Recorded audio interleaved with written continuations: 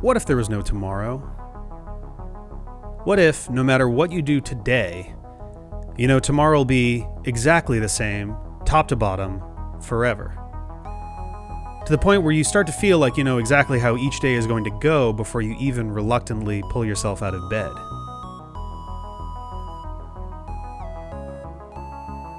Okay, campers, rise and shine, and don't forget your booties, because it's going to be cold out there today. It's cold out there every day. What is this, Miami Beach? Not hardly. And you can expect hazardous travel later today with that that blizzard thing. Oh yeah, I got the report right here. The National Weather Service is calling for a big blizzard thing. Yes, they are. And there's another reason why today is especially exciting, especially cold. Okay, but the big question on everyone's chapped lips. Do you think Phil's going to step out and see his shadow? Punxsutawney Phil. That's right, woodchuck chuckers. It's Groundhog Day. A timeless classic and a genuinely great movie, despite some interesting structural weirdness, and I'm not even talking about the main gimmick, though we'll get there. It's such an odd idea for a focal point, too. I have to imagine the only reason Groundhog Day was chosen was because it has a geographical ground zero, and it's such a benign, folksy sort of holiday. Like, what else could you even do this with? Arbor Day? I guess they do spend some time knocking on a tree. Oh my god, I'm actually just realizing that I might have to explain what Groundhog Day is. Okay, so every year on February 2nd, a bunch of people gather in the town of Punxsutawney, Pennsylvania, and bother a groundhog nicknamed Punxsutawney Phil. Based on an old Pennsylvania Dutch myth, if the groundhog sees his shadow, it means 6 more weeks of winter, but if he doesn't, it means an early spring. It's super folksy Americana holiday fare, especially in the 21st century as we slowly start doing away with more of those. Although Canada does it too, so Canadiana? I don't know. It's a cute little day. It's not supposed to make sense. I just want to point out before we move on that someone had to make the simultaneously hilarious and tragic addition to the event's Wikipedia page that reads, "While the tradition remains popular in modern times, studies have found no consistent correlation between a groundhog seeing its shadow and the subsequent arrival time of spring-like weather." You don't say. Back in college, I tried to figure out like a movie calendar. Basically a calendar that had one movie associated with each day. This turned out to be incredibly difficult, so I stopped. It's interesting, too. This movie didn't actually come out on Groundhog Day in 1993, but 10 days later. Is that a clue? No. Plus, it would have been up against Homeward Bound, and that would have been pretty rough. And hey, fun fact, last year, Groundhog Day was on 02/02/2020, a palindrome all around the world since the month and date are interchangeable. And that won't happen again till December 12th, 2121, so I better see you there. It's also the 33rd day of the year and the 333rd last day of the year. Is that a clue? No. At least I don't think so. I'm sure somewhere out there a channel can theorize about this film. Kinda unrelated, but still neat, the 1993 calendar is actually identical to the 2021 calendar. Same day of the week for every day of the year. Happens every 28 years, and usually a few times in between, too. But I digress. I actually really love this movie, and I like to watch it from time to time, even if it feels a little bit, maybe, on the nose, given the current circumstances. Also, despite the state of the world right now, I can apparently just go down the street and watch this at the neighborhood AMC right now. Man, maybe I should have gotten in on some of those stocks. Also, when I went to go hit up the Wikipedia page for a couple extra factoids to pepper into the script, I accidentally typed in Ghostbusters first, so we're off to a really good start. Okay, that is not the music I was expecting to start with, but yes, a Harold Ramis film. You all know Harold Ramis, best known as the writer and director of the biggest film of 2009, Year One. We've got a post-Busters, pre-Wes Bill Murray for this one. Thankfully, we're still pre-phoning it in Murray here as well. And our lead actress, Andie MacDowell, hot off her most famous role as the nun Bruce Willis wants to play Nintendo with in Hudson Hawk.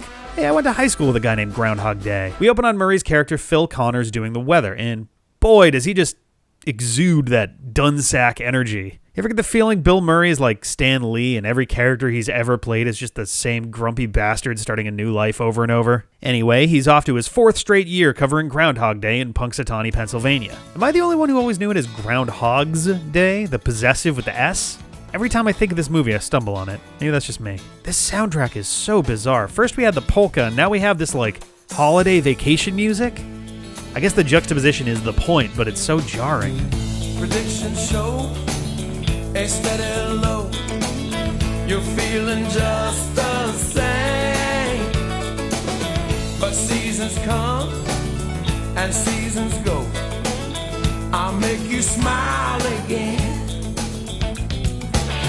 Was this written for the movie, or is someone out there just way too into the weather? Can't you feel you're warming up? Yeah, I'm your weatherman. Wouldn't mind a weatherman forecasting an end to the constant high-pressure situation we're in, but I'll take what I can get. In case it wasn't already ultra apparent from his body language in the first scene, on the way to Punxsutawney, Phil is just an absolute... Oh, wait a second. Punxsutawney, Phil. Huh. Anyway, he's just a total shit to Rita, who's producing the Groundhog Day story this year. I think it's a nice story. He comes out. He looks around. He wrinkles up his little nose. He sees his shadow. He doesn't see his shadow. It's nice. People like it. You are new, aren't you? She's sweet, he's sour, pour that on some General Tso's, and we're good to go. Oh, hey, Chris Elliott. Hope you're looking forward to Cabin Boy. You know, they're driving by the real scoop. On February 3rd, if Marchand Mole wakes up and pees on the left, we got 6 more weeks of 2020. Ah, well, on to Punxsutawney. The crew pulls up to the Ghostbusters headquarters. Oh, sorry, that's the Pennsylvania Hotel. And Phil bitches and moans about staying there 2 years ago until Rita tells him she already booked him a bed and breakfast elsewhere. Great. You know, I think this is one of the traits of a really good producer. Keep the talent happy. I sincerely wonder at what point in the writing process this was added. See, Harold Ramis wrote the screenplay from Danny Rubin's story and early drafts, and also co-produced alongside directing, and he and Bill had a pretty severe falling out, as Bill was known to do at the time. Despite a long work history together, they didn't speak again for 20 years until Ramis was literally on his deathbed, and the only thing they collaborated on, presumably separately, was the 2009 video game Ghostbusters, the video game. A lot of Ghostbusters in this review. Probably didn't help either that Murray acted as a bit of a wedge in the script itself. See, Danny Rubin's early drafts were a lot darker, which is saying something, honestly, and were more psychologically focused, whereas Ramis's edits were more focused on broadening the audience appeal by adding comedy and toning down the depressing themes to make it more approachable. Murray liked the psychological version better. Best friends! Anyway, here we are, 6 o'clock, and Phil wakes up to the sound of Sonny and Cher, which, leaning ahead a little, must have cost a fucking fortune given how much mileage they get out of it. Hey Phil, when do you think this pandemic's gonna end? I'm predicting March 21st. Oh, good guess. Once again, Phil is rude as fuck, this time to Mrs. Lancaster, the sweet old lady running the B&B, and we meet perhaps the most well-known character from the film, Ned! Ryerson! Stephen Tobolowsky is an absolute gem and a real trooper too. In the late 2000s, he broke his neck in 5 places when a gust of wind picked up him and the horse he was riding on and threw him off the road and into the side of the active volcano he was working on in Iceland. The doctors told him it was a fatal injury, as in, you literally should not be alive right now. And he still showed up to work on Heroes. This shot right here, where he looks like an action figure that's still kind of tied into the cardboard backing or else he'll fall apart. Like, holy shit, man. But coming back to Ned, he's an old high school classmate of Phil's. Maybe. And sells insurance now, and he is just... Watch out for that first step. It's a doozy. Super fucking insufferable. And it's about the only time you feel like Phil might be moderately justified in their unfiltered hatred of someone in this movie. Oh, look, it's Gobbler's Knob again. 1887. Goddamn, maybe it is the world's oldest profession. And is that polka? Not sure I've ever heard a polka about polka, but I guess they got ahead of Weird Al on that one. So Phil sets up and does his quick story about the adorable Punxsutawney Phil. That's Bill's brother's Brian Doyle-Murray, playing Buster Green there, by the way. So, are we out of the hell that is this winter yet? This February 2nd at 7:20 and 30 seconds, Punxsutawney Phil, the seer of seers, prognosticator of prognosticators, emerged reluctantly but alertly in Punxsutawney, PA, and stated in Groundhogese, I definitely see a shadow.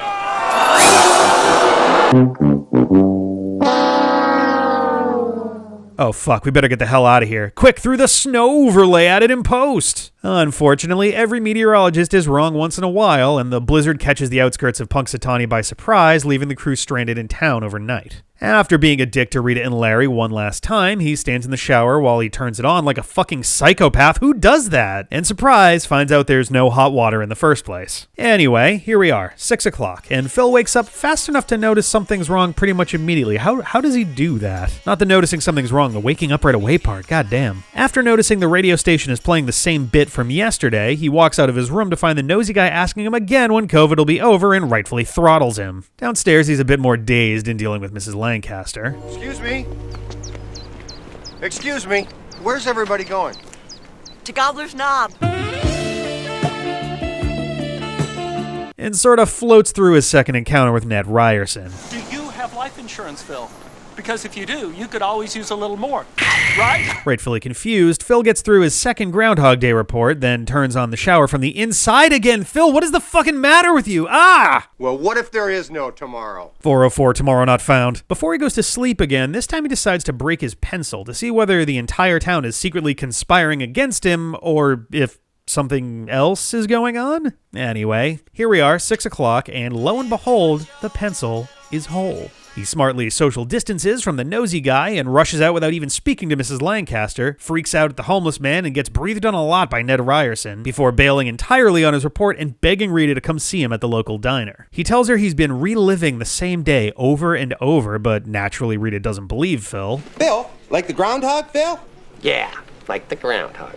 Oh, goddammit, movie, that one was mine. Harold Ramis seems to have put on a bit of quarantine weight in his cameo as the doc looking over Phil's x-rays, but that little consultation is about as useful as the psychiatrist he goes to next. How's tomorrow for you? Is that not good? Phil decides to hit up the lanes and practice for his role in Kingpin and has a surprisingly deep, if depressed, heart-to-heart with the guys from the diner that morning. What would you do if you were stuck in one place and every day was exactly the same and nothing that you did mattered?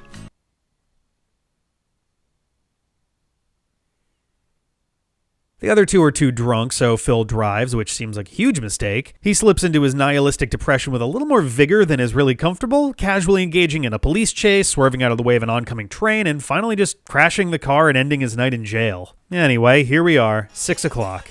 Thrilled that he seems to be able to live this day over and over again without any consequences at all, he assaults Mrs. Lancaster, continues to be a tightwad with the homeless man, Phil? and cold cocks Ned Ryerson in the street. He even finally misses the puddle. It's gonna be a good day. This time, Phil has a truck a fuckload of food when he has Rita meet him at the diner and lights up a cigarette to boot. Man, anybody else remember smoking sections in restaurants? Talk about a dated reference out of me, goddamn. Rita sort of angrily spouts poetry at Phil. This was kind of a common counterpoint to the cavemanish oaf stereotype a lot of protagonists out of the 80s and 90s wound up being. It's The Lay of the Last Minstrel by Sir Walter Scott, which Phil laughs off and says he thought it was Willard Scott. For anyone not familiar, Willard Scott was a weatherman for the Today Show for about 16 years. He got replaced by Al Roker. But before that, he was also actually the first Ronald McDonald. I mean, I guess in 1993 he was still the Today Show weatherman, so it wasn't that deep a cut, but it's just such a strange reference in 2021. It actually feels like a better deep cut joke 20 years later. Rita is disgusted by him, rightfully so, but he seems to be enjoying himself. He even offers Larry some food before they head out, and goes to flirt with a woman named Nancy, grilling her for information before mysteriously leaving. Anyway, here we are, 6 o'clock, and on his way to do his report, Phil finds Nancy in the crowd, using the info he gleaned from her in the previous loop to pretend he knew her growing up. He Ned Ryerson's her. You never Ned Ryerson her. It is so fucking skeevy, and he gets her to come back to his room, making out with her in front of the fake fire until he calls her Rita by mistake. No problem, just propose to her, and call her Rita again. Gross. Anyway, here we are, 6 o'clock. It's not actually the sixth go-around. By now, we kind of lose track of how long he's been here, which is fine. That's the whole point. But you can tell it's been a while since he has the exact routine of this one street down so finely that he can just stroll across it, pick up a bag of money from the back of an armored bank truck while its drivers are preoccupied, and waltz away with it. How's he spend that money? Hitting on another woman dressed up like Blondie and going to see Heidi 2. Apparently he's seen it 100 times, and frankly, I'd believe him, except that movie doesn't exist. Fun story. After some unknowable number of loops, Phil finally opens up to Rita in a bit of true tonal whiplash after the last go-around. He asks what she'd do if she knew she had just one day if the Earth were going to explode. It's kind of a touching conversation as he tries to reach out to her. She's obviously skeptical, but accepts his offer of coffee and a donut to chat, which turns out to be a huge mistake as he immediately begins grilling her about what kind of men she's into. This scene is only 90 seconds long, but it feels longer than the rest of the movie combined. I do not know how they do it. And Phil burns away pretty much all of the good from the previous scene. It's really hard to watch. Finally, we do escape that moment as Phil sabotages the news van so Rita and Larry can't even attempt to leave town, and orders a drink only for Rita to order something completely different. And orders a drink only for Rita to order the same drink since it's her favorite, and toast to Punxsutawney Phil, which Rita doesn't find very meaningful. And orders a drink only for Rita to order the same drink since it's her favorite, and toast to world peace, which Rita often drinks to herself. Yeah, this is a new brand of persistent that can only really exist in a movie like this. Phil is looping through this encounter over and over again, memorizing things she likes and doesn't like. Would you like to try some white chocolate? Yuck. It'll make me sick. No white chocolate. There is something so familiar about this. In order to sort of play her, it's really fucked up. Things seem to be going smoothly for a bit until he laughs at her choice of major in college, which rightfully pisses her off. Until he takes the cue from her choice of major in college and recites French poetry he's apparently spent considerable loop time memorizing. This seems to be the bit that actually butters her up since they go and make a snowman, have a snowball fight with some local kids, dance in the Gobbler's Knob gazebo, and head back to Phil's bed and breakfast for the champion of all slow burn sexual aggression tropes, the baby it's cold outside. Maybe I should go. Where would you go? Why? I've got a perfect fire. I've got some French poetry here. Baudelaire. C'est fantastique. I will read to you.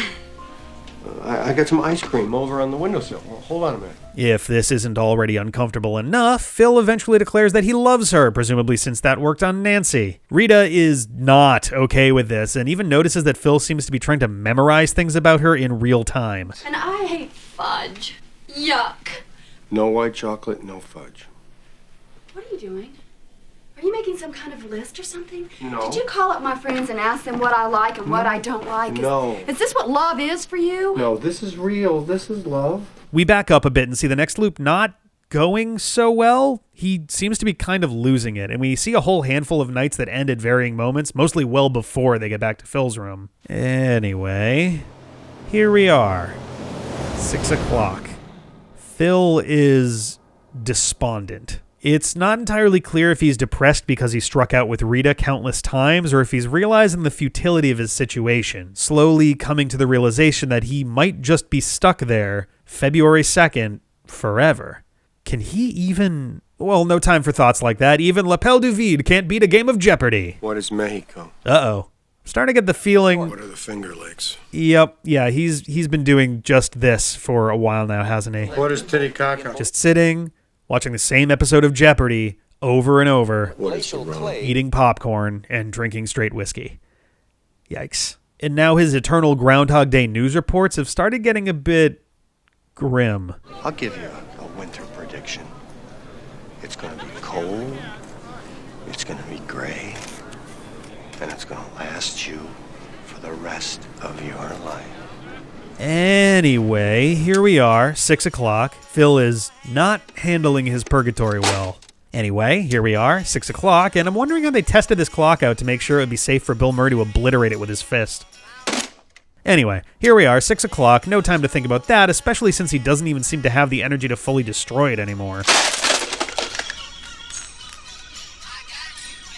There is no way that this winter is ever going to end. As long as this groundhog keeps seeing his shadow, I don't see any other way out. He's got to be stopped. And I have to stop him. A part of me wants to hypothesize that in this moment, Phil thinks maybe Punxsutawney Phil himself is the cause of his torment, but let's be real here, he's just having a really severe psychotic break. You know, as he steals the truck with his new fuzzy friend in it, I have to wonder if Bill Murray just started picking roles based on whether he'd get to act alongside a burrowing rodent. Hey, at least this one's real, unlike the weird Muppety gopher from Caddyshack or the weird Muppety Dan Aykroyd they replaced Bill with in the sequel. No, I meant, do you want him terminated? The less I know about that, the better. Good. That's my policy exactly. That way, when we're captured, and they put the 12-volt car battery to our testicles, which can, does, and has happened, we can honestly say we're completely ignorant of the subject. Should we swear a blood oath on it or something? So it seems after countless loops, Phil has finally had enough and sends the truck careening into the limestone quarry. Phil. He might be okay. Anyway, here we are. 6 o'clock. Phil is not happy to still be alive, and now seems to be on a warpath to determine whether or not he even can die. Bath toaster, hit by a truck, a swan dive onto the sidewalk, none of it takes. But we do get this really strange bit where Rita and Larry are asked to identify Phil's body, which means that even after he dies, the rest of the day still plays out. Like, holy shit, do all of these timelines keep going even after he's gone? Like, how many countless thousands or, hell, even millions of timelines exist where Phil's just miserable or dead? And what happens to Phil anyway? Does he just snap back to 6 a.m. the moment he dies, or is he just dead for several hours? And what the hell is that like? These are important questions that need answering. Anyway, here we are, 6 o'clock, and Phil is apparently determined that after thousands of days of living and dying that he is a god. Not only that, but after what must be years, he has memorized the life history of every single person in the diner. Rita rightly thinks it's a setup, but Phil is able to even reveal things about herself that she knows she's never told him. And as the final proof that he's been stuck in this day for ages, he scribbles a little something down and hands it to her. When Larry comes in and says that it's time to go, You guys ready? We better get going if we're going to stay ahead of the weather. the napkin has the exact thing that he just said written out on it. If you can read that chicken scratch anyway. Rita is understandably dumbfounded at the realization of what's going on, offering to stay with Phil for the day to see what happens as an objective witness. It's actually kind of nice to see Phil being a bit surprised by this. Like, it's clearly something that he wants, not in like a lustful sort of way, but in a sort of, holy shit, please, I just need someone to talk about this, please way. He doesn't just explode that emotion out, but it's plain to see that he's so weary and just grateful for someone else to talk to and be around in a new way for once. So they go back to his bed and breakfast and they chat and throw playing cards, and he talks about how long it takes to get as good at that as he apparently has until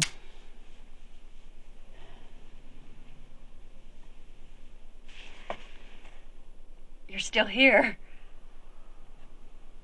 Oh, I thought you were supposed to disappear, or I was, or something. Not until 6.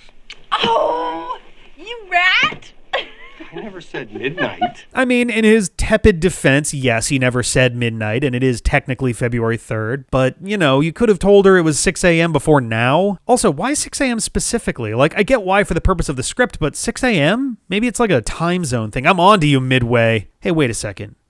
Midway. Midway used to be a subsidiary of Bally, the pinball giant. Then they were Bally Midway, then just Midway. And one of the first things they produced as Midway was Doctor Who Pinball. Now I'm really onto you, Midway. So Rita decides to stay and passes out around 3 a.m. Despite being happy to have her there and expecting her to disappear still, Phil doesn't feel like he deserves even this momentary respite. I don't deserve someone like you. But if I ever could, I swear I would love you for the rest of my life.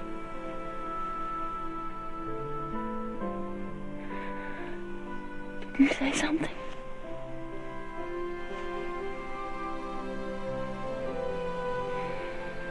Good night, Rita. I feel. Anyway, here we are, 6 o'clock, and Rita is gone.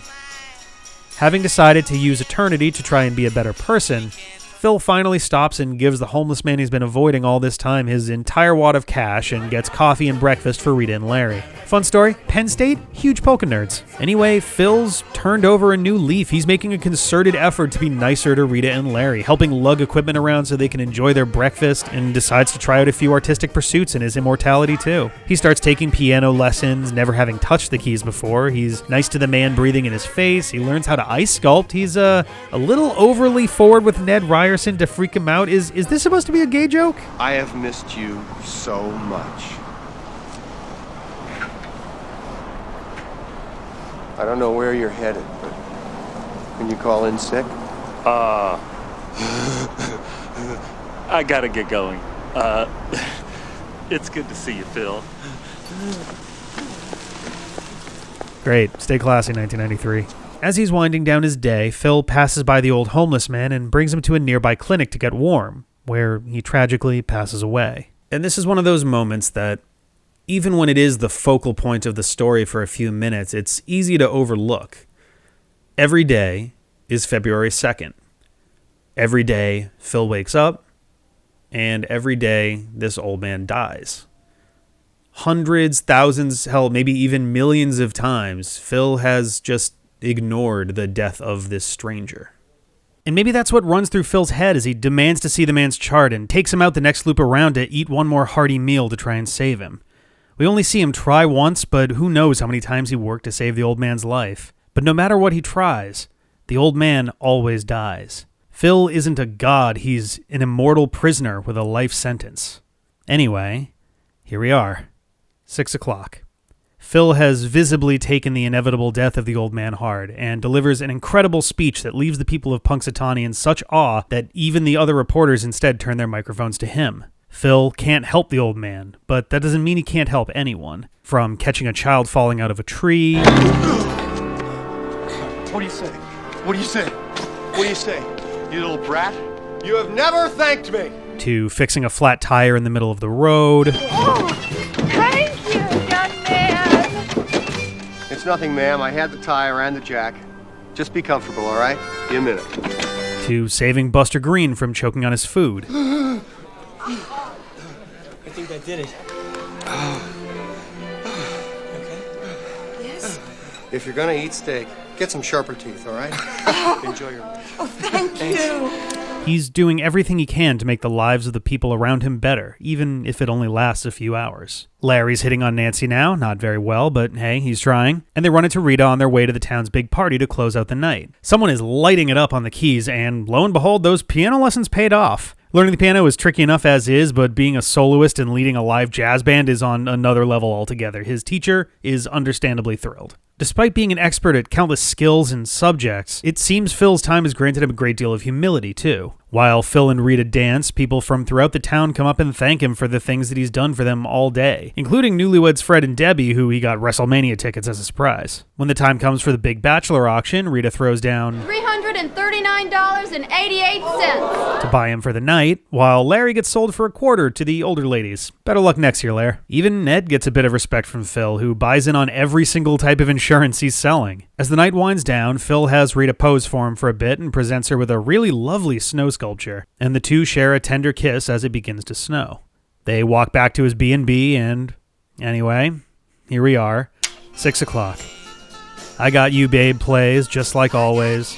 Phil wakes up and sighs, and Rita reaches over and hits the snooze button. It's too early. After finding the good in himself, Phil is finally free. They kiss, they walk outside. Phil strangely suggests living in Punxsutawney together? Yeah, it's sweet anyway. Roll credits. One of the really fascinating things about this movie to kind of ruminate on is thinking about just how long Phil spent in this loop. The studio would tell people it was 2 weeks, but some bloggers had figured out that it was more like 9 years, maybe 10, and apparently Harold Ramis generally agreed with the 10-year time frame. But even he admits that among his debauchery and all of his misguided years, it was probably more like 30 or 40 years. Danny Rubin suggested early on in his first drafts through Phil himself that he estimated to be about 70 to 80 years, and Harold Ramis subscribed to the Buddhist theory that it takes 10,000 years for a soul to reach enlightenment. But that's not really the point. The length of time isn't what's important, it's the passage of time. It's the lessons that were learned along the way. Phil learned to be a good and decent and kind person, which is saying a lot given where he started.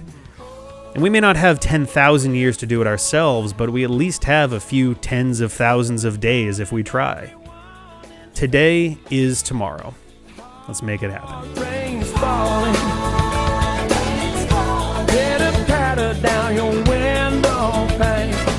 If precipitation is falling all your plans, just call information up. Ask for the weatherman.